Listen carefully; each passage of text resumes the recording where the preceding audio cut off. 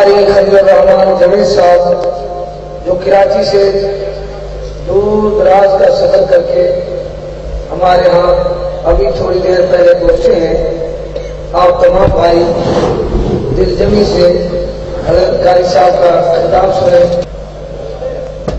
السلام علیکم ورحمۃ اللہ وبرکاتہ۔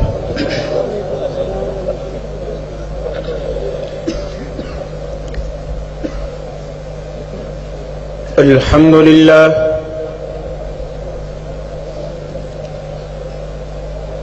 الحمد للہ حمدا کثیرا کما امر، ونشهد ان لا اله الا الله وحده لا شريك له في الخلق والامر، ونشهد أن سيدنا وسندنا محمدا عبده ورسوله المبعوث إلى الأسود والأحمر لتتميم مكارم الأخلاق،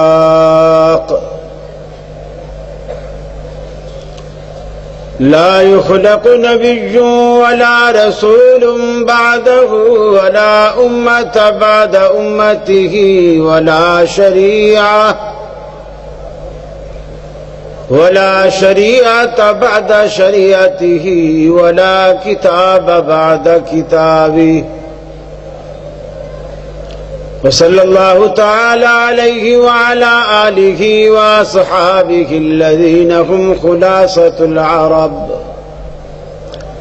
الذين هم مفاتيح الرحمة ومصابيح الغرل،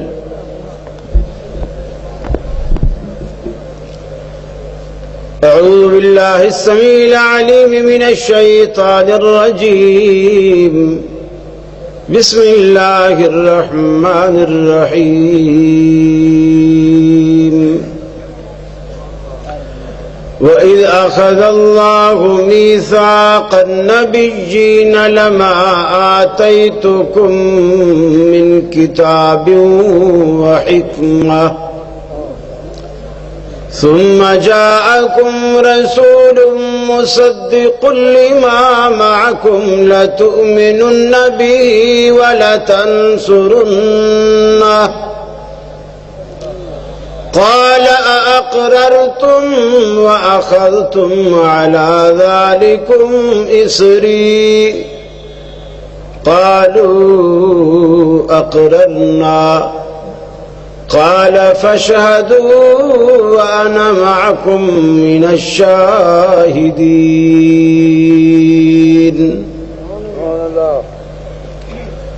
وقال الله تبارك وتعالى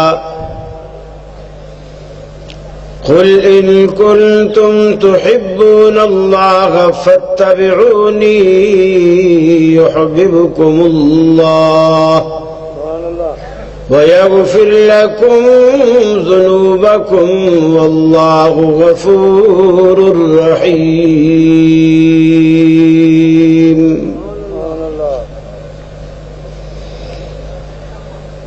یہ مقصد ہے کہ دنیا سے جہالت دور ہو جائے،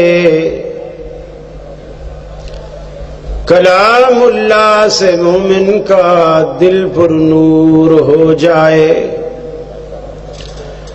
یا الہی جب تک کہ میرے جسم میں جان رہے، تجھ پہ صدقے تیرے محبوب پہ قربان رہے، میں رہوں یا نہ رہوں پر دل کی ہے یہ دعا، دین احمد اور عزت قرآن رہے۔ حضرت محتمم جامع حاضہ قاری عبدالرحیم کلیم صاحب، صدر مجلس انتظامیہ، علماء کرام، خطباء اعظام اور مرکز توحید کے اہل توحید بھائیوں، بہنوں، ماؤں، بیٹیوں، ہم یہاں ایک سالانہ تقریب کے حوالے سے جمع ہیں. اگرچہ اس ناچیز کی یہ پہلی حاضری ہے. الحمدللہ رات گئے تک آپ کا یہ ذوق، آپ کی یہ بیداری اور دین سے وابستگی اور محبت دیکھ کر خوشی ہو رہی ہے کہ الحمدللہ حضرت قاری صاحب نے ایک ایسا بوٹا لگایا ہے جہاں دین کے معاملے میں دن تو دن تھا ہی، یہاں رات بھی دن ہے. الحمدللہ. مجھ سے قبل آپ ماشاءاللہ اپنی مادری زبان میں بھی، علاقائی زبان میں بھی، پنجابی زبان میں بھی اور تھوڑا جھنگوی لہجے میں بھی آپ کافی گفتگو سن چکے، اور میرے بعد بھی الحمدللہ ہماری جماعت کے بڑے جید علماء کرام، محترم شہین صاحب کا رخ زیبا بھی میں نے دیکھا، اور صفتین شاہ صاحب کی بھی زیارت ہوئی. بڑے علماء کرام موجود ہیں. مجھے حکم ہے کہ دعوت اہل حدیث کے حوالے سے، مسلک اہل حدیث کے حوالے سے، منہج اہل حدیث کے حوالے سے کچھ باتیں آپ کے گوش گزار کروں، اور اس کے لیے مجھے آدھے سے پونے گھنٹے تک کی اجازت ہے.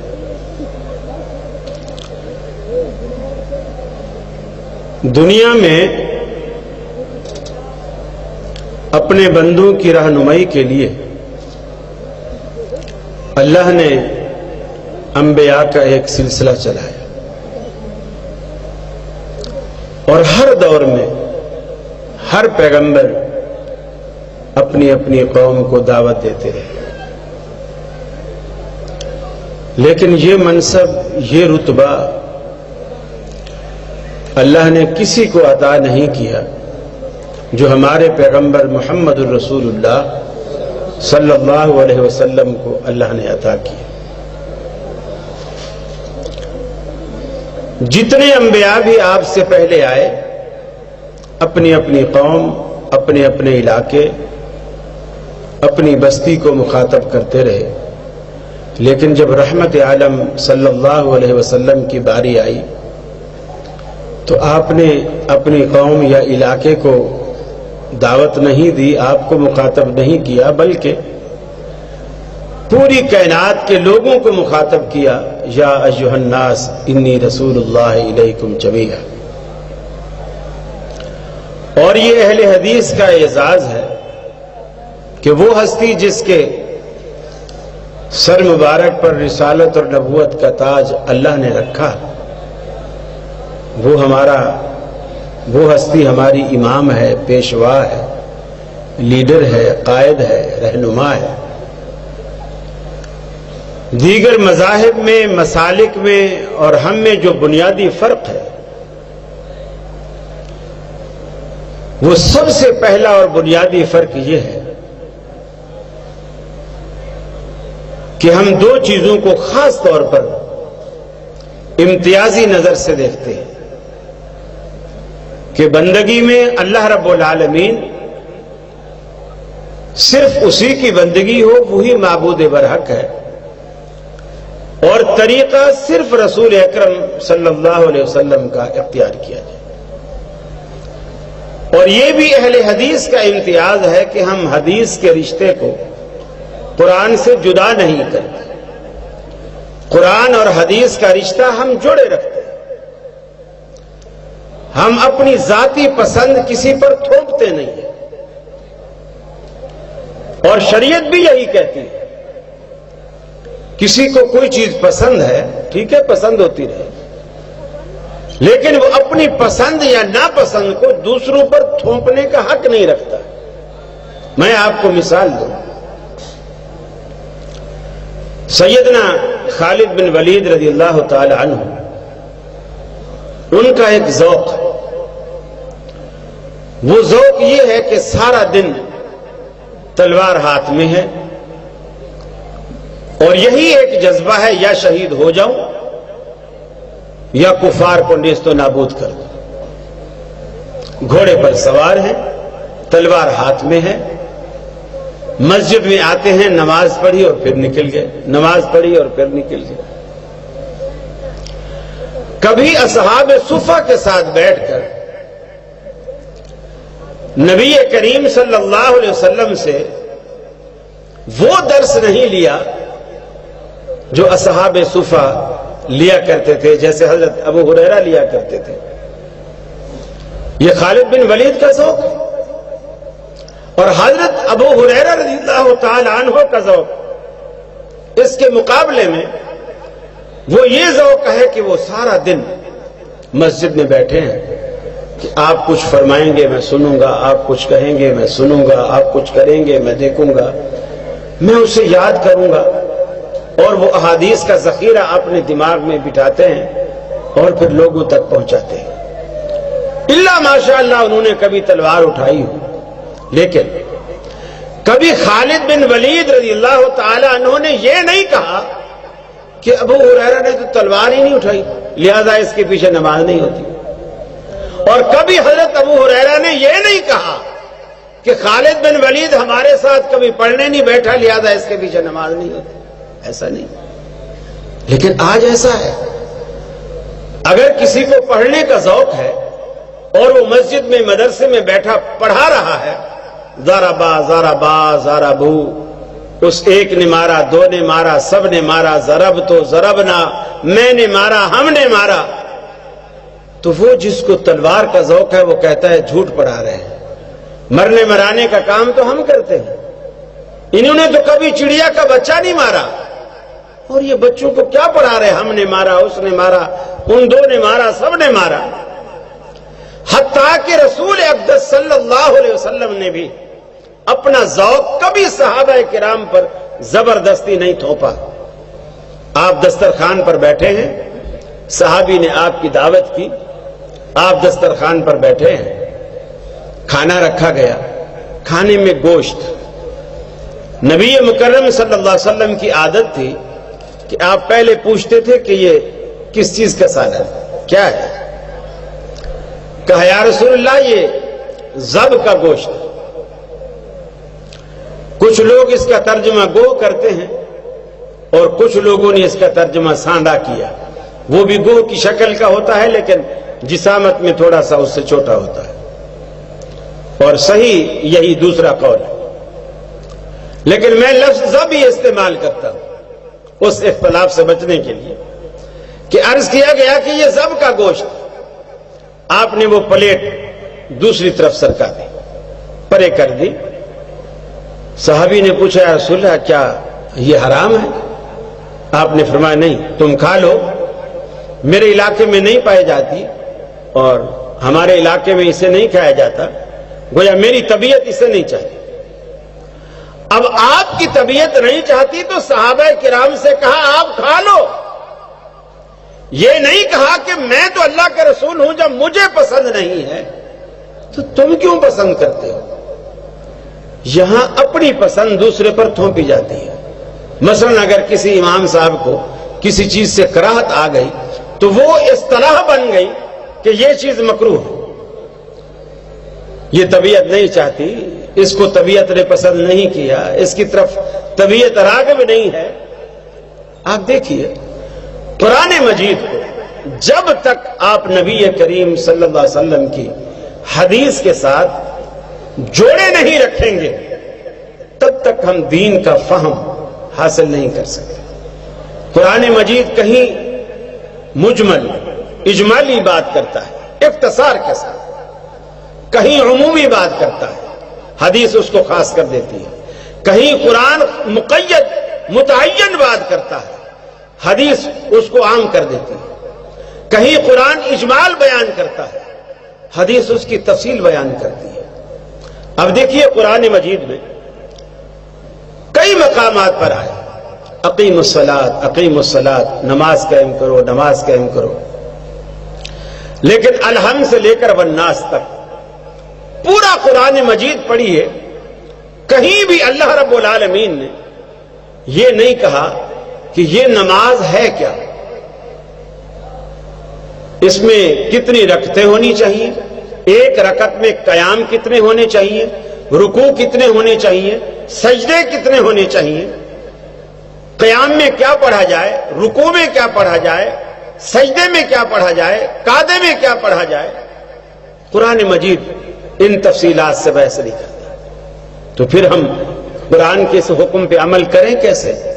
رحمت عالم نے فرمایا صلو کما رأیتمونی اصلی، اس حکم پر ایسے عمل کرو جیسے میں کرتا ہوں، مجھے دیکھو کہ میں نماز کیسے پڑھتا ہوں، میری نماز کو دیکھو اور اپنی نماز ایسے بنا لو۔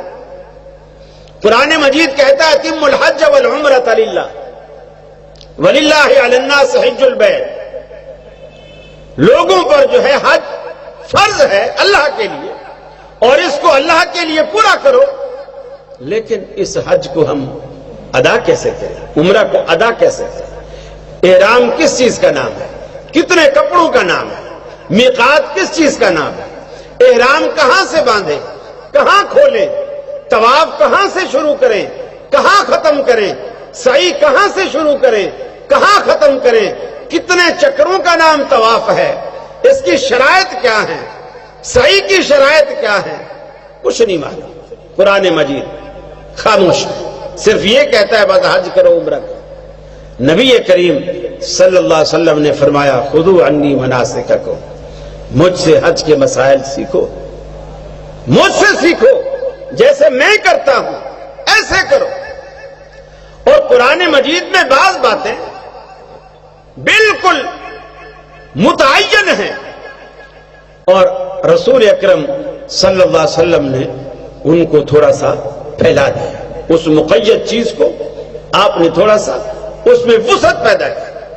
قرآن مجید میں آتا ہے ان تجمعوا بین الاختین، یہ جو حرام رشتے اللہ نے بیان کیے کہ جن کے ساتھ نکاح آپ کا نہیں ہو سکتا، ایک شخص کے نکاح میں دو بہنیں قرآن کہتا ہے جمع نہیں ہو سکتا۔ یعنی ایک شخص کی اگر بیوی زندہ ہے، اس کے نکاح میں ہے، تو وہ شخص اپنی بیوی کی بہن سے یعنی سالی سے نکاح نہیں کر سکتا۔ اب قرآن مجید نے صرف اتنی بات کہی کہ ایک شخص کے نکاح میں دو بہنیں جمع نہیں کر سکتے۔ نبی مکرم صلی اللہ علیہ وسلم نے اس میں وسعت پیدا کی، آپ نے فرمایا نہیں، پھوپھی اور بھتیجی وہ بھی جمع نہیں کر سکتے، خالہ اور بھانجی وہ بھی جمع نہیں کر سکتے۔ اور اسی حکم کے تحت نبی کریم صلی اللہ علیہ وسلم نے اس پہ وسعت پیدا کی۔ اسی طرح لوگ دھوکہ کھاتے ہیں، جی قرآن میں آتا ہے وَإِذَا قُرِئَ الْقُرْآنُ فَاسْتَمِعُوا لَهُ، جب قرآن پڑھا جائے تم خاموشی سے سنو۔ رسول اکرم صلی اللہ علیہ وسلم نے فرمایا بالکل، جب قرآن پڑھا جائے خاموشی سے سنو اور اس میں کچھ نہ پڑھو۔ آپ نے اتنی صراحت کے ساتھ فرمایا میرے پیچھے کچھ نہ پڑھو، اذا جہرت، جب میں بلند پڑھ رہا ہوں، ترمذی کی روایت ہے، جب میں اونچی آواز میں جہری قرات کر رہا ہوں میرے پیچھے کچھ نہ پڑھو کرو، الا بفاتحۃ الکتاب، سوائے سورہ فاتحہ کے۔ اس حکم میں اللہ کے رسول نے وسعت پیدا فرما دی۔ اسی طرح قرآن مجید نے فرمایا کتب علیکم الوصیۃ للوالدین والاقربین، تم پر وصیت فرض ہے، اور سب سے پہلا فرض جو ہے وہ والدین کے لیے وصیت کرنا ہے۔ اب یہ قرآن مجید کا واضح حکم ہے، کتب علیکم الوصیۃ للوالدین، والدین کے لیے سب سے پہلے وصیت والدین کے لیے کرو، یہ تم پر فرض ہے۔ اور رحمت عالم صلی اللہ علیہ وسلم نے اس کے ساتھ ایک ایکسٹینشن لگا دی، آپ نے فرمایا لا وصیت لوارث، آپ نے فرمایا وارث کے حق میں وصیت نہیں ہے، نہ بیٹا باپ کے حق میں وصیت کر سکتا ہے، نہ باپ بیٹے کے حق میں وصیت کر سکتا ہے۔ اسی طرح قرآن مجید نے جب وراثت کے احکامات دیے تو قرآن مجید نے یہ قید نہیں لگائی کہ اگر بیٹا باپ کو قتل کر دے تو اس کا وارث نہیں ہو سکتا، پوتا دادا کو قتل کر دے اس کی وراثت سے اس کے ترکے سے نہیں پا سکتا، بھتیجا چچا کو قتل کر دے وہ اس کے ترکے سے نہیں پا سکتا۔ لیکن رسول اللہ صلی اللہ علیہ وسلم نے یہ ضابطے مقرر کیے اور یہ پابندیاں لگائی۔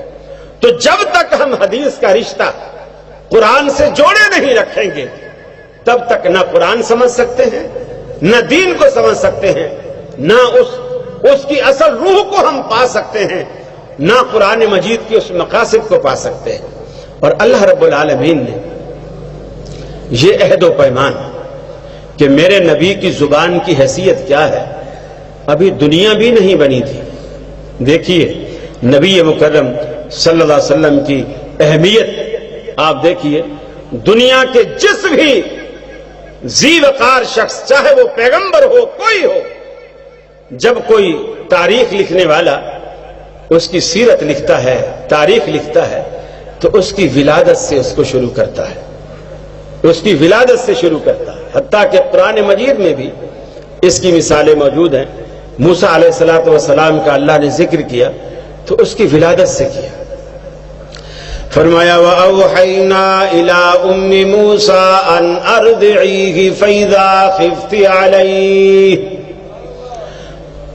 وہ وقت یاد کرو جب ہم نے موسیٰ علیہ السلام کی والدہ کی طرف وحی فرمائی، ان ارضعیہ فاذا خفت علیہ فالقیہ فی الیم، آپ اسے دودھ پلاتے رہیے، جب دشمن کی فوج کا ڈر ہو اسے دریا میں ڈال دیجئے، دریا برد کر دیجئے، لا تخافی ولا تحزنی انا رادوہ الیکی وجاعلوہ من المرسلین۔ اور اللہ رب العالمین سے ڈرتے رہیے، امید بھی رکھیے، اس بات کا غم نہ کیجئے کہ دریا میں ڈالنے کے بعد آپ کے بیٹے کے ساتھ کیا بنے گا۔ آپ اس کی ماں ہیں، آپ کو بیٹے کی یاد تو آئے گی، لیکن ہم بھی تو رب ہیں۔ مصلی پہ کھڑے ہو کر اللہ اکبر کہنا تیرا کام، تیری گود میں دودھ پلانا میرا کام۔ رب العالمین نے فرمایا ہم تمہیں لوٹائیں گے، ہم تمہیں واپس لوٹائیں گے۔ آج تم ڈر ڈر کے دودھ پلاتی ہو، کل کو تم دشمن کی فوجوں کے پہرے میں دودھ پلاؤ گی۔ خرچ وہ دیں گے، بچہ تیرا پلے گا، پہرا وہ دیں گے، بچہ تیرا پلے گا۔ موسیٰ علیہ السلام کا تذکرہ شروع کیا تو اس کی ولادت سے، سیدنا عیسیٰ علیہ السلام کا ذکر کیا تو اس کی ولادت سے، فرمایا وَاذْكُرْ فِي الْكِتَابِ مَرْيَمَ۔ محبوبم قرآن پاک میں کبھی کبھی قرآن کے آئینہ میں مریم علیہ السلام کی حسن و جمال کی جھلک بھی دیکھ لیا کیجئے۔ وَاذْكُرْ فِي الْكِتَابِ مَرْيَمَ إِذِ انتَبَذَتْ مِنْ أَهْلِهَا مَكَانًا شَرْقِيًّا۔ قرآن مجید حضرت عیسیٰ علیہ السلام کا ذکر کرتا ہے تو اس کی ولادت سے، وہ ویرانے میں بیٹھی ہے، شرقی جانب علیحدہ گھر والوں سے الگ بیٹھی ہے۔ حضرت جبریل ان کے سامنے آ کر کے کہتے ہیں، جب سامنے کھڑے ہو جاتے ہیں تو مریم علیہ السلام وہ شرم و حیا والی گھبرا جاتی ہیں۔ آخر نئی تہذیب کی پڑھی لکھی تو نہیں تھی، جو ویرانے میں نوجوانوں کو دیکھ کر بے قرار ہونے کے بجائے مسرور ہو جایا کرتی ہیں۔ فرماتی ہے انی اعوذ بالرحمن، میں تجھ سے اللہ کی پناہ چاہتی ہوں، میں تجھ سے پروردگار عالم کی رحمان کی پناہ چاہتی ہوں۔ ان کنت تقیا، اگر تیرے دل میں شرم و حیا کی کوئی بھی رمق باقی ہے، ایک رائی کے دانے برابر بھی تیرے دل میں شرم و حیا ہے تو مجھ سے دور ہو جا۔ حضرت جبریل نے اپنے بارے میں فوراً وضاحت فرمائی، انا رسول ربک، گھبرائیے نہیں، میں تیرے پروردگار کا بھیجا ہوا فرشتہ ہوں، میں انسان نہیں ہوں، بشری شکل میں آیا ضرور ہوں لیکن انسان نہیں، فرشتہ ہوں، اس لیے آیا ہوں لیا بالک غلامن زکیہ، اس لیے آیا ہوں تاکہ میں تجھے ایک پاکیزہ بیٹے کی خوشخبری سنا دوں. یہ مریم علیہ السلام کے لیے پہلے سے بھی زیادہ سخت بات تھی. میں قوم کو کیا منہ دکھاؤں گی، قوم کے پاس کیا منہ لے کر کے جاؤں گی. قوم تانا زنی کے نشتر چلائیں گے، تانا زنی کے نشتر چلائیں گے کہ کنواری ہو کر کے بغیر شادی کے تو نے گود بسا لی. چنانچہ مریم علیہ السلام کے خیال کے بالکل عین مطابق قوم نے یہی کیا. جب بچے کو لے کر کے اپنی قوم کے پاس آئی، پہلا تانا یہی دیا، یا اخت ہارون، اے ہارون جیسے بے داغ بھائی کی بہن، تو نے یہ کیا گل کھلایا. یا اخت ہارون ما کان ابوک امرا سوء وما کانت امک بغیا. تیری تو ماں بھی ایسی نہ تھی، تیرا تو باپ بھی ایسا نہ تھا، تو نے یہ کیا کر لیا. مریم علیہ السلام نے عین آفاقی ہدایت کے مطابق، جیسا کہ اللہ نے انہیں کہا تھا کہ تو نے منہ سے کچھ نہیں بولنا، فاشارت الیہ، گود میں لیٹے بچے کی طرف اشارہ کیا. اور وہ قوم کہنے لگی کیف نکلم من کان فی المہد صبیا، ہم اس بچے سے کیسے بات کریں جو پنگوڑے میں لیٹا ہے، جھولے میں لیٹا ہے، ماں کی گود میں لیٹا ہے، دودھ پیتا بچہ ہے. اتنے سنجیدہ سوالوں کے جواب اتنے نہ سمجھ بچے سے ہم کیسے پوچھیں؟ کیا تو ہمیں بے وقوف سمجھتی ہے؟ رب العالمین نے فرمایا، اے عیسیٰ، اگرچہ تیری عمر میں بچے نہیں بولا کرتے، مگر آج تیرے بولنے کی ضرورت ہے، تو بول، اور بول بھی یوں کہ تیرا بولنا قیامت تک میری قدرت کاملہ کا شاہکار بن جائے. چنانچہ عیسیٰ علیہ السلام بولے، قال انی اعبد اللہ. حضرت عیسیٰ علیہ السلام بولے کہ میں مشکوک النسل نہیں، ابدیت کاملہ کا تاریخی نشان ہوں. اللہ رب العالمین نے عیسیٰ علیہ السلام کا ذکر کیا تو ان کی ولادت سے. اب آئیے اہل حدیثوں کے امام کی طرف، کائنات کے امام کی طرف، امام الانبیاء کی طرف. اللہ کا قرآن کہتا ہے وَإِذْ أَخَذَ اللَّهُ مِيثَاقَ النَّبِيِّينَ لَمَا آتَيْتُكُم مِّن كِتَابٍ وَحِكْمَةٍ. ابھی دنیا بھی نہیں بنی تھی، عالم ارواح میں اللہ نے تمام انبیاء کی روحوں کو اکٹھا کیا. آدم علیہ السلام سے لے کر سارے انبیاء جتنے بھی دنیا میں سچے پیغمبر تھے، جس میں قادیان جیسی بدبودار شخصیت موجود نہیں، سارے سچے پیغمبر سارے کے سارے عالم ارواح میں موجود ہیں. اللہ رب العالمین نے گویا آج رسالت کانفرنس قائم کر رکھی ہے، اور قرارداد اس رسالت کانفرنس میں رب العالمین نے پیش کی. کیا قرارداد پیش کی؟ فرمایا میں تمہیں کتاب بھی دوں گا، میں تمہیں حکمت بھی دوں گا، تمہارے سروں پر بھی رسالت اور نبوت کا تاج سجاؤں گا. ثم جاءکم رسول، پھر ہمارا ایک آخری تاجدار آئے گا.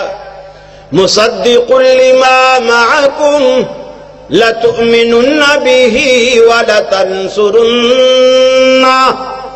وہ ایسا تاجدار آئے گا جس کے لیے لازم ہوگا کہ تم ضرور بالضرور اس پر ایمان لاؤ اور اس کی نصرت و تائید بھی کرو. پھر اس پر بس نہیں کی، یہ تو قرارداد سنا دی، اب قرارداد منظور کروائی. کیسے منظور کروائی؟ فرمایا قال اقررتم. جیسے آج علماء آپ سے کہتے ہیں کہ میں ہاتھ کھڑا کر کے بتاؤ کہ تم راضی ہو کہ نہیں، آپ ہاتھ کھڑے کر لیتے ہو. اللہ رب العالمین نے انبیاء کے اجتماع میں اپنی قرارداد پیش کرنے کے بعد سوال کیا، اقررتم، کیا تم نے اسے مان لیا، تسلیم کر لیا؟ ایسا تم کرو گے وہ آخری تاجدار جب آئے گا تمہاری کتابیں بند ہو جائیں گی، تمہاری کتابیں ٹھپ ہو جائیں گی، اگرچہ وہ آسمان سے اترنے والی کتابیں ہیں، پھر صرف اسی پر نازل ہونے والی کتاب کھلے گی، تم بھی وہی پڑھو گے، اسی کی نصرت کرو گے، اسی کی تائید کرو گے۔ کیا تم نے یہ دو پیمان مان لیا؟ قرآن کہتا ہے سب نے کہا قالوا اقررنا، سب نے یکسباں ہو کر کے کہا کہ ہم اقرار کرتے ہیں۔ اللہ نے فرمایا فشہدوا وانا معکم من الشاہدین، تم بھی گواہ بن جاؤ، میں بھی تمہارے ساتھ گواہ بن جاتا ہوں کہ آج عالم ارواح میں یہ قرارداد پاس ہو گئی۔ اللہ نے انبیاء سے یہ بات منوائی کہ وہ آخری پیغمبر جب آئے گا پھر تمہاری نبوتیں، تمہاری رسالتیں، تمہاری کتابیں نہیں چمکیں گی، پھر وہ ایک ہی کتاب قرآن مجید، ایک ہی اس کا استاذ محمد الرسول اللہ، پھر صرف اسی کی اطاعت اور اسی کی فرما برداری ہوگی۔ رحمت عالم نے اس بات کی وضاحت خود یوں فرمائی، آپ نے فرمایا لو بدا لکم موسیٰ فاتبعتموہ وَتَرَكْتُمُونِي لَضَلَلْتُمْ عَنْ سَوَاءِ السَّبِيلِ، اگر تم میں موسیٰ علیہ السلام دوبارہ آ جائیں، فَاتَّبَعْتُمُوهُ، تم سارے ان کی پیروی شروع کر دو، وَتَرَكْتُمُونِي، اور مجھے چھوڑ دو، لَضَلَلْتُمْ عَنْ سَوَاءِ السَّبِيلِ، موسیٰ علیہ السلام جو اللہ کا سچا پیغمبر ہے، میرے آنے کے بعد اس کی پیروی تمہیں راہ راست سے ہٹا دے گی۔ اللہ کے پیغمبر کی پیروی محمد عربی کے آنے کے بعد جب گمراہی کا باعث بن سکتی ہے تو کسی امتی کی پیروی محمد عربی کے آنے کے بعد ہدایت کا سبب کیسے بنے گی؟ سوچئے گا، تنہائی میں، خلوت میں، حتیٰ کہ رحمت عالم نے خود فرمایا، آپ نے فرمایا میرے 5 نام ہیں جو اللہ نے رکھے ہیں، میں احمد بھی ہوں، میں محمد بھی ہوں، وَأَنَا الْمَاحِي، میرا نام اللہ نے ماحی مٹانے والا بھی رکھا ہے، ایسا مٹانے والا الذی یمحو اللہ بالکفر، جس کے ذریعے اللہ رب العالمین کفر اور شرک کی خرابیاں، خرافات کو رب العالمین مٹاتا ہے۔ وَأَنَا الْحَاشِرُ، اللہ نے میرا نام حاشر بھی رکھا ہے، ایسا حاشر، ایسا اکٹھا کرنے والا، ایسا جمع کرنے والا، الذی یحشر الناس علی قدمی یوم القیامہ، قیامت کے دن ساری کی ساری کائنات کو رب العالمین میرے قدموں کے نشان پہ جمع کرے گا۔ میں قیادت کروں گا، میں لیڈر بن کے آگے آگے ہوں گا، جو قدموں کے نشان زمین پر میں چھوڑتا ہوا جاؤں گا، ساری کی ساری کائنات انہی قدموں کے نشانات پر چل کر میرے پیچھے میدان حشر میں آئے گی۔ میرے بھائیوں، اس وقت بھی تو آؤ گے، اس وقت بھی تو پیچھے آؤ گے، تو آج سے کیوں نہیں آپ کے پیچھے چلنے کی عادت آج سے ڈال لیجئے، تاکہ اس دن کوئی پریشانی نہ ہو، کوئی اجنبیت محسوس نہ ہو۔ رحمت عالم نے فرمایا لو کان موسیٰ حیا ما وسعہ الا اتباعی، ارے جنت میں جانا تم کتنا آسان سمجھتے ہو، اگر آج موسیٰ علیہ السلام زندہ ہوتے، لو کان موسیٰ حیا، اگر موسیٰ علیہ السلام زندہ ہوتے اور وہ جنت میں جانا چاہتے میرے آنے کے بعد، ما وسعہ الا اتباعی، موسیٰ علیہ السلام کے لیے بھی جنت میں جانے کا راستہ میری سنت کے دروازے سے باہر کوئی راستہ انہیں نہ ملتا، وہ بھی میری سنت سے داخل ہوتے تو جنت میں جاتے۔ امام مالک فرماتے ہیں السنت کسفینۃ نوح من رکب فقد نجا ومن لم یرکب فقد غرق، سنت کی مثال نوح علیہ السلام کی کشتی کے جیسی ہے، جو اس میں سوار ہو گیا وہ پار ہو گیا، اور جو اس میں سوار ہونے سے رہ گیا وہ غرق ہو گیا، چاہے وہ ان کا اپنا سگا بیٹا ہی کیوں نہ۔ لہذا اس جلسے کا مقصد یہ ہے آپ توحید اور سنت کی کشتی پر سوار ہو جائیں، اس کا اور کوئی مقصد نہیں، ایک ہی مقصد ہے، آپ توحید اور سنت کی کشتی پر سوار ہو جائیں۔ اس کشتی پر سوار ہوئے بغیر آپ کی نمازیں سنت کے مطابق ہیں، عقیدے میں توحید نہیں ہے، شرک ہے، بدعت ہے، بیکار ہے، اور آپ کے عقیدے میں توحید ہے، شرک نہیں ہے، لیکن آپ کے اعمال سنت کے مطابق نہیں ہیں، اللہ رب العالمین نے ایک معیار رکھا ہے، وہ معیار اپنے پیغمبر کا نمونہ ہے، اپنے پیغمبر کا نمونہ ہے، ہمیں وہ نمونہ دیا ہے کہ اس نمونے کے مطابق تمہارا عمل ہوگا، اور یہی وہ دلیل ہے، یہی وہ حجت ہے۔ سیدنا فاروق اعظم رضی اللہ تعالی عنہ مسجد میں خطبہ دیتے ہیں، ممبر پر بیٹھے ہیں، خطبہ دیتے ہیں، اور خطبہ دیتے دیتے آپ فرماتے ہیں کہ میں نے سنا ہے اور تو نے اپنے بڑے بڑے زیادہ رقم والے مہر باندھنے شروع کر دیے ہیں۔ انہوں نے ایک فگر مقرر کیا کہ اس سے زیادہ اگر کسی نے مہر رکھا تو ہم اسے بیت المال میں جمع کر لیں گے۔ سب صحابہ نے سنا، کسی نے نکیر نہیں کی، کسی نے انکار نہیں کیا، کسی نے اعتراض نہیں کیا، گویا سب راضی ہیں۔ آپ جب یہ اعلان کر کے باہر نکلے، مسجد سے باہر ایک بوڑھی خاتون دروازے پہ کھڑی ہے، اس نے حضرت عمر کو روکا۔ بعض کہتے ہیں کہ یہ خاتون حضرت خولہ بنت سالبہ رضی اللہ تعالی عنہ تھی، واللہ اعلم۔ وہ بوڑھی خاتون حضرت عمر کو روکا اور انہوں نے کہا، اے عمر، آپ نے جو آج یہ فتویٰ دیا ہے کہ عورتوں کے مہر زیادہ نہیں باندھو، اور ہم یہ فرض کر لیجئے جیسے 32.25 روپے 25 روپے جیسے دیہات کے مولویوں میں مشہور ہے، لوگ پوچھتے ہیں جی مہر کتنا باندھیں، وہ جی شرعی مہر باندھ لو 32.25 روپے۔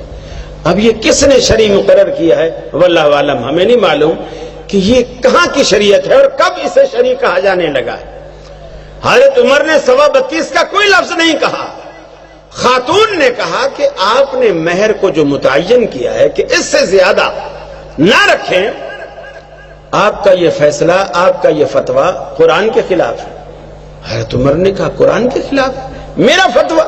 ہاں جی، آپ کا فتویٰ قرآن کے خلاف، اس لیے کہ قرآن مجید میں اللہ رب العالمین کہتا ہے وَإِنْ آتَيْتُمْ إِحْدَاهُنَّ قِنْطَارًا فَلَا تَأْخُذُوا مِنْهُ شَيْئًا، کہ اگر تم مہر میں اگر تم خزانہ بھی ایک ڈھیری بھی دے چکے ہو تو اس میں سے بھی کچھ واپس نہ کرو۔ تو اللہ تو ہمیں خزانے اور ڈھیریاں، ظاہر بات ہے وہ خزانہ 32.25 روپے کو تو کوئی بھی خزانہ نہیں کہتا، آپ کی جیب میں 1000 روپیہ بھی ہوگا تو اس کو بھی کوئی خزانہ نہیں کہتا۔ خزانے کا لفظ، ڈھیری کا لفظ، دولت کی ڈھیری بھی اگر مہر میں دی جا چکی ہے تو وہ بھی اس میں واپس لینے کی کوشش نہ کرو، اس میں سے بھی نہ لو، اسے دے دو، بس مہر اس کو بخش دو، دے دیا۔ تو اللہ تو ہمیں خزانہ دینے پر تلا ہوا ہے، اور آپ کہتے ہو کہ اس سے زیادہ ہم نہیں دیں گے۔ اب دیکھیے صحابہ کرام کیا عظیم مخلوق تھی۔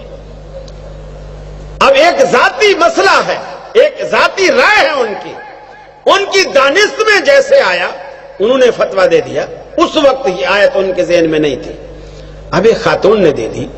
آج کے مفتی کے سامنے اگر کوئی بچہ، اہل حدیث بچہ، کسی غیر اہل حدیث کے سامنے بخاری شریف اٹھا کر چلا جائے تو وہ اس کا منہ بند کرنے کے لیے سب سے پہلا سوال یہ کرتے ہیں تم نے صرف نحو پڑھی ہے؟ کہ جی نہیں۔ آپ نے مدرسے میں 8-9 سال لگائے ہیں؟ نہیں۔ آپ نے منطق پڑھی ہے؟ نہیں۔ تو پھر آپ یہ بخاری سمجھنے لگ گئے؟ بخاری تک کیسے پہنچ گیا؟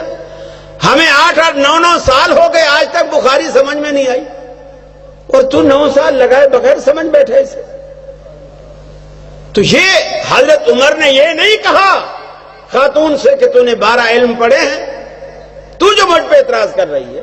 قرآن کی یہ تفسیر بیان، جس طرح فرت نسیم ہاشمی پہ لوگوں نے اعتراضات کیے ہیں کہ اس نے 12 علم پڑھے ہیں کہ جو قرآن کی تفسیر کرتی ہے، 12 علم اس کو آتے ہیں، تبلیغی جماعت کو 12 علم آتے ہیں، 3 دن کا چلہ لگاتے، 3 دن کلمہ یاد کیا، کلمے کا مطلب یاد کیا، مبلغ بن گئے۔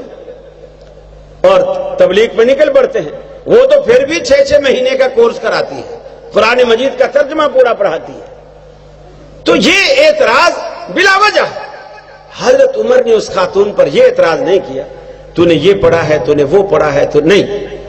آیت ذہن میں آ گئی, پتہ چل گیا کہ اس بڑھیا نے صحیح کہا ہے. فوراً واپس مسجد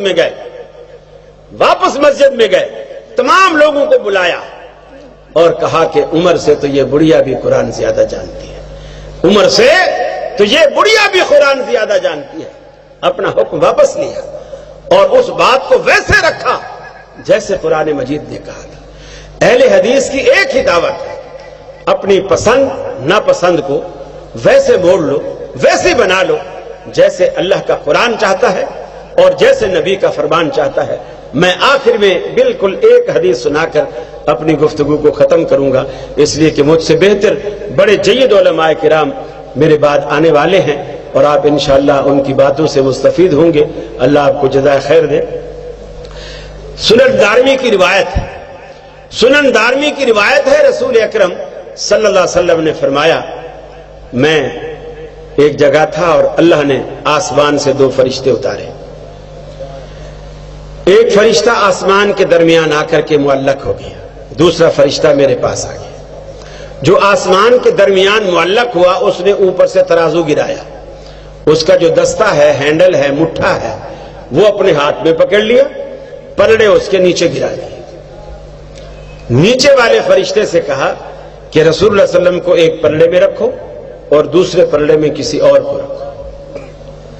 جب رکھا گیا اس نے دستہ پکڑ کر اس کو اٹھایا ترازو کو, تو دوسرا پلڑا تو فوراً اٹھ گیا اور رسول اللہ صلی اللہ علیہ وسلم کے پلڑے کو جنبش بھی نہیں ہوئی. اب اوپر والے نے پھر کہا زن ہو بعشر, فرمایا اسے 10 کے مقابلے میں تولو. آپ فرماتے ہیں مجھے 10 کے مقابلے میں تولا گیا, پھر بھی میرا پلڑا بھاری رہا. اس نے کہا زن ہو بے میاتن, اسے 100 کے مقابلے میں تولو. مجھے 100 کے مقابلے میں تولا گیا, پھر بھی میرا پلڑا بھاری رہا. اس نے کہا زن ہو بے الفن, اسے 1000 کے مقابلے میں تولو. فرمایا مجھے 1000 کے مقابلے میں تولا گیا, پھر بھی میرا پلڑا بھاری رہا. آپ یہ بتاتے ہوئے مسکرا دیے. آپ نے فرمایا وہ 1000 لوگوں پر مشتمل پلڑا جب اٹھا تو لوگ ایک دوسرے پر ایسے گرنے لگے. آپ یہ بتاتے بتاتے مسکرا دیے. اب زمین والے فرشتے نے اوپر والے فرشتے سے کہا, کبھی 1 کے مقابلے میں, کبھی 10 کے مقابلے میں, کبھی 100 کے مقابلے میں, کبھی 1000 کے مقابلے میں تو تلواتا ہے. واللہ لو وزنتہ بامتہ لرجعہا, اللہ کی قسم اگر ساری کی ساری کائنات کے مقابلے میں بھی تولے گا پھر بھی رحمت عالم کا پلڑا بھاری رہے گا. یہ اہل حدیث کا ایمان ہے, یہ ہمارا عقیدہ ہے. اگر آپ کو یہ شان رحمت عالم کی پسند ہے تو آ جائیے, ان صفوں میں داخل ہو جائیے, ان بورا نشینوں میں داخل ہو جائیے, ان چٹائی پر بیٹھنے والوں میں شامل ہو جائیے, اور آپ کو پتہ چلے گا کہ محمد عربی کی شان در حقیقت اہل حدیث ہی جانتے ہیں, اہل حدیث ہی مانتے ہیں. وآخر دعوانا الحمدللہ رب العالمین. السلام علیکم. شکرا.